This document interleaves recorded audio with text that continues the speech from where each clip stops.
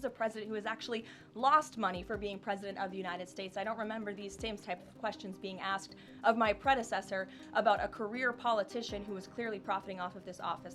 Before you reach a negative conclusion about Donald Trump, it may do you well to recall that he was a successful businessman who had no connection with politics until he decided to run for politics in 2016. But then once a notion is set in motion, the left will do just about anything to keep it afloat. Well, I'm glad to have you here, and here's another interesting episode of Karoline Leavitt really kicking it as the press secretary to Mr. President. Let's get to it already. The president posted another ad this week for his Trump meme coin. The group that's running that coin is encouraging people to buy in order to win a dinner this month with the president.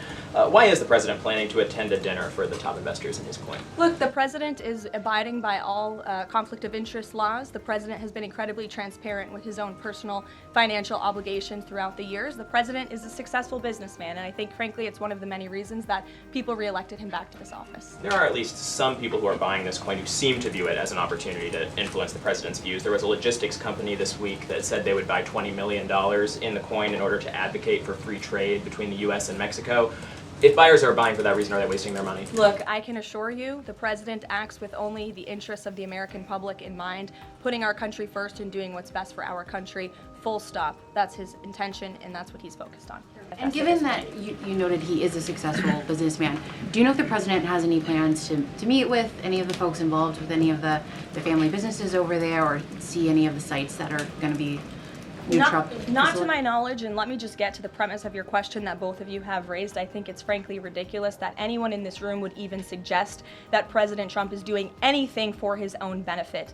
He left a life of luxury and a life of running a very successful real estate empire for public service, not just once, but twice. And again, the American public reelected him back to this White House because they trust he acts in the best interests of our country and putting the American public first. This is a president who has actually lost money for being president of the United States. I don't remember these same type of questions being asked of my predecessor about a career politician who was clearly profiting off of this office. That is not what President Trump does, and this White House holds ourselves to the highest of ethical standards. Facts show that Donald Trump is one of the few presidents in the history of America who was never a career politician, and as such, he has never been dependent on government funding, neither does he need a salary. That's just a fact. However, as much as I agree that President Trump's meme coin has raised a lot of dust in the last weeks, no sensible individual should expect that the president will totally overlook a moment to have a friendly and harmless meeting with investors in a business he once run. It's quite unfair for anyone to expect Donald Trump not to have a life outside of being the president of the US. Now, here's the thing. Could being the president give his business a form of advantage? Of course. But is he, Donald Trump, going to leverage that? The answer is simple. Donald Trump was killing it in business long before he became president, and he will still be successful after his tenure. Phil. Thank you. There's this Reuters report that the U.S. is in talks with Israel about an American-led post-war administration in Gaza. Is that accurate? Are these talks ongoing? We are in constant communication and dialogue with our counterparts and our allies and friends in Israel. Ron Dermer was here at the White House yesterday meeting with members of President Trump's team. As for the situation in Gaza, the president and his entire national security team have made it very clear we want to see the hostages released from Gaza. That is a priority for this administration. As for what that looks like, and even moving beyond that, I'm not going to get into the details of plans that frankly may or may not have even been proposed, but I can emphasize what the president holds closest in his heart right now, and that's the release of all of the hostages in Gaza. Aside the US, I can't think of a better post-war administration for Gaza. I mean, if its current leadership, if the leadership of Gaza was so good, they wouldn't have been at war with Israel in the first place. And then there's been some conservative pushback to some of these the salt tax cap. For instance, Majority Leader Steve Scalise said that bringing back the state and local tax deduction would essentially mean, quote, 45 states are subsidizing 5 states that have very high taxes imposed by leftist governors. Is he wrong? Is it fair to ask red Indiana to bail out blue New York? Well, look, this is an ongoing discussion on the Hill. There's a lot of disagreement on Capitol Hill right now about the SALT tax proposal, and we will let them work it out. As for the tax provisions in the reconciliation bill, the priorities of this president, he has made them incredibly clear. No tax on tips for our hardworking service workers, no tax on Social Security for our well-deserving seniors who have worked their whole lives to pay into this system, no tax on overtime for hardworking hardworking Americans as well. And there's a plethora of other priorities the president wants to see in this bill.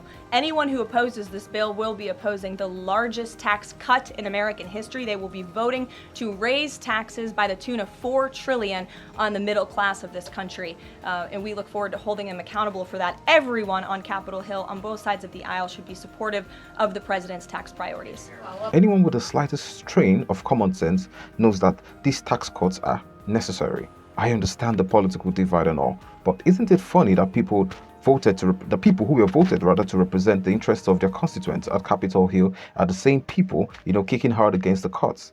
Well, it's on you if you still support some of these representatives. Can you talk about this effort for the U.S. to take over the distribution of aid in Gaza, to exclude Israel, but also international organizations said this effort militarizes aid? I would reject that characterization by whatever groups you are citing. Kelly. Karoline, thank you. I want to get back to the First Lady Melania Trump dealing with foster children. That's an important component in American life to see what happens to the future of our children, particularly in foster care. Can you explain the significance of this development between the First Lady and the Housing and Urban Development? Yes, absolutely. It's millions of dollars that will go into a program that helps these children transition out of foster care to have productive and positive lives. And I'd like to share a personal story since you asked if I may. I hope the First Lady won't mind. I was at an event in Florida last year, and I was approached by a gentleman who was a foster dad, and he had taken in I think it was 6 or 7 foster children. And he spoke to me. He had recognized me in my work for President Trump's campaign at the time. And the little boy who was with him talked about the personal relationship that he had with First Lady Melania Trump. And the conversation she had with him and how she really encouraged him to be the best that he could be during her first term here at the White House, and how even after she and President Trump left the White House, she kept in very close touch with this young foster child. It was a touching moment that I will never forget, and it speaks to the heart of this First Lady and the great work that she is doing for foster children. And this is certainly a very big announcement that I know our Secretary of Housing and Urban Development is in particular very excited about, and we can certainly get you all the details on that program. Apparently, an apple never falls far from its tree. Karoline Leavitt's story about Melania Trump's heart for foster children drives home the need for stable people in positions of power. Now, talking about an apple that never falls far from its tree, it's obvious that Donald Trump and his wife Melania, are people of very beautiful hearts, regardless of their soft exterior. Once again, it drives home the point, the need for stable people in all positions of power.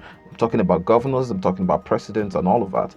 We all need to agree that Donald Trump's leadership exemplifies stoicism, integrity, and unflinching dedication to making America great again. Now, if you want more of these clips, please do well to like this clip. Yeah, it helps with the algorithm, and please do well to subscribe. Alright fam, see you on the next time. Please stay fully in charge of your common sense. Peace out.